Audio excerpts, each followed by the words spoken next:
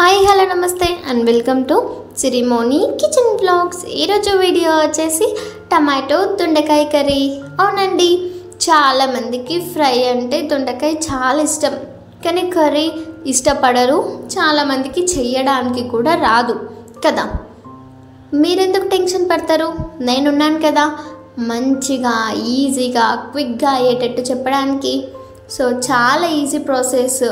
మన దొండకాయ ఫ్రై కంటే కర్రీయే ఒక్కసారి ఇలా ట్రై చేస్తే మీరే ఎక్కువగా తినేస్తారండి, అంత టేస్టీ ఉంటుంది. So let's get start our video.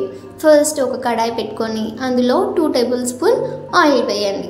వేసాక కొన్ని ఆవాలు, కొంచెం జీలకర్ర వేసి అవి కాస్త చిటపటలాడుతున్నప్పుడు కొన్ని ఉల్లిపాయలు, కొన్ని పచ్చిమిర్చి, అలాగే కొంచెం కరివేపాకు రెబ్బలు వేసి మంచిగా మన ఉల్లిపాయలు మంచిగా గోల్డెన్ కలర్ వచ్చే వరకు బాగా వేయించుకోండి. ఇవి వేయించుకున్న తర్వాతకి కొంచెం పసుపు, అలాగే కొంచెం అల్లం వెల్లిపాయ పేస్ట్, ఈ 2 వేసాక కాస్త దోరగా వేయించుకోండి. మంచిగా అల్లం వెల్లిపాయ పేస్ట్లో ఉన్న పచ్చివాసన అంతా పోయే వరకు ఒక 2 మినిట్స్ అలా లో ఫ్లేమ్లో పెట్టి వేయించుకోండి, లేదంటే అడుగంటుతుంది.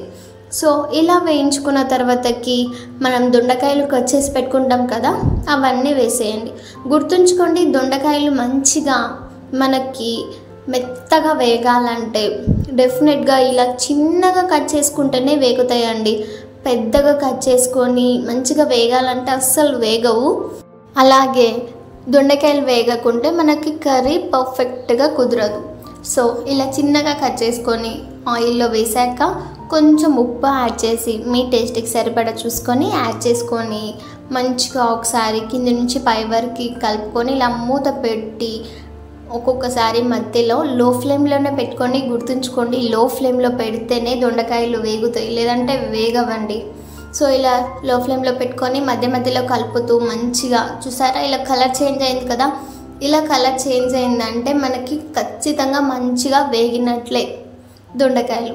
సో ఇలా వేగిన వాటిలో కొన్ని 2 టమాటాలు, పెద్ద సైజు అయితే 2 తీసుకోండి, చిన్న సైజు అయితే 3 టమాటాలు తీసుకొని అందులోనే వేసి మళ్ళీ క్యాప్ పెట్టి చూసారా ఇలా టమాటాలకు ఉన్న తోలు సపరేట్ అయ్యే వరకు మంచిగా మగ్గించుకోండి లో ఫ్లేమ్లోనే పెట్టి. చూసారా ఇలా మంచిగా దొండకాయలు, టమాటాలు 2 వేగిపోయాక 1 టేబుల్ స్పూన్ కారం వేయండి.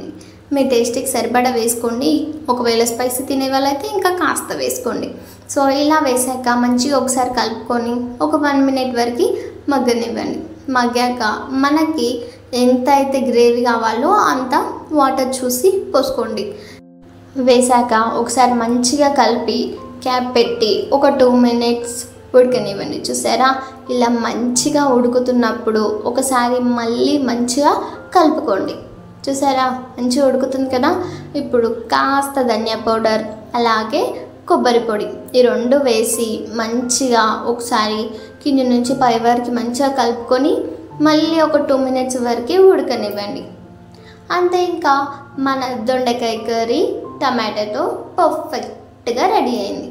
ఇంకేంటి, పైనుంచి కొంచెం కొత్తిమీర స్ప్రింకిల్ చేసేసుకోండి, అయిపోతుంది. ఇంకా దొండకాయ టమాటా గ్రేవీ పర్ఫెక్ట్గా రెడీ అయిపోయింది. బాగుంది కదా వీడియో, చాలా సింపుల్గా చెప్పేశాను కదా. మరి ఇంకెందుకు ఆలస్యం, మీరు కూడా ట్రై చేసేయండి. చాలా ఈజీగా క్విక్గా కూడా ఉంది కదా. సో ఆలస్యం చేయకుండా వెంటనే మీరు కూడా ట్రై చేసి ఎలా వచ్చిందో నాకు కామెంట్ సెక్షన్లో చెప్పడం మాత్రం మర్చిపోకండి. అలాగే చాలా అంటే చాలా టేస్టీగా ఉంటుంది. ఖచ్చితంగా ట్రై చేయండి, నాకు షేర్ చేయండి. అలాగే ఇప్పటి నుంచి మన ఇన్స్టాగ్రామ్లో కూడా మన అకౌంట్ ఓపెన్ అయింది కాబట్టి దాన్ని కూడా ఫాలో కొట్టేయండి. Thank you for watching my video. For more videos please do like, share and subscribe to my channel Sirimoni kitchen and blogs.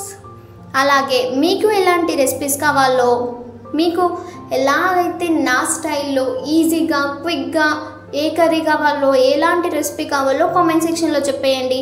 అలాగే నేను చేసి మీకు పెడుతుంటాను, మీరు ట్రై చేస్తుండండి. So bye.